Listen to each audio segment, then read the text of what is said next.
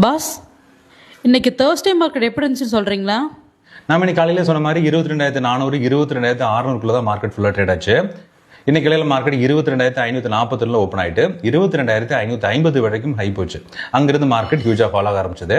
சரியா 11 மணிக்கு ரஷ்யா நடத்திய ட்ரோன் தாக்குதல் நியூஸ் கேள்விப்பட்ட உடனே மார்க்கெட் அங்கிருந்து ஹியூஜா ஃபால் ஆக ஆரம்பிச்சது. ஏன்னா ஜெலன்ஸ்கி இப்போதைக்கு 30 நாளுக்கான பீஸ் டீல் ஒப்பந்தம் கையெழுத்து போறதா இருந்துச்சு.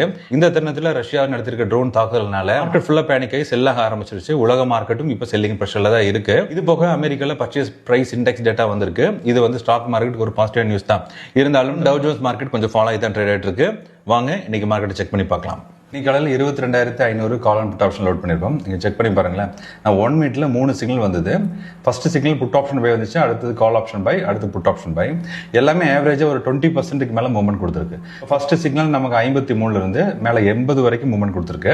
அதுக்கப்புறம் வந்த கால் பை ஆப்ஷன் 52 இருந்து மேலே 78 வரைக்கும் மூவ்மெண்ட் ஆயிருக்கு.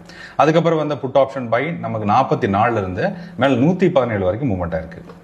இந்த எக்ஸ்பைரி முடிஞ்சதுனால நாளைக்கு ஹாலிடேயும் இருக்கு. அடுத்த செஷன் மண்டே தான் ஓப்பன் ஆக போகுது. அப்போ 22,400 call and put option load பண்ணியாச்சு. இங்கே நீங்கள் செக் பண்ணி பார்த்தீங்கன்னா போத் சைடு கிரீன் இருக்கு. இருந்தாலும் புட் ஆப்ஷன் சைடில் அவங்க ஹியூஜா பையிங் வச்சிருக்காங்க.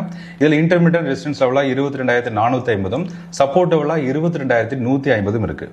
இன்னைக்கு ரஷ்யாவோட ட்ரோன் தாக்குதல் தொடர்ந்து 22,500 அப்படிங்கிற ஸ்ட்ராங் சப்போர்ட் லெவல் பிரேக் ஆயிட்டு 22,400 அப்படிங்கிற லெவல் தான் மார்க்கெட் முடிஞ்சிச்சு. இது போக அடுத்த வார கான்ட்ராக்ட்ல எம்எஸ்வில புட் சைட்ல ஹெவியா பையிங் வச்சிருக்காங்க.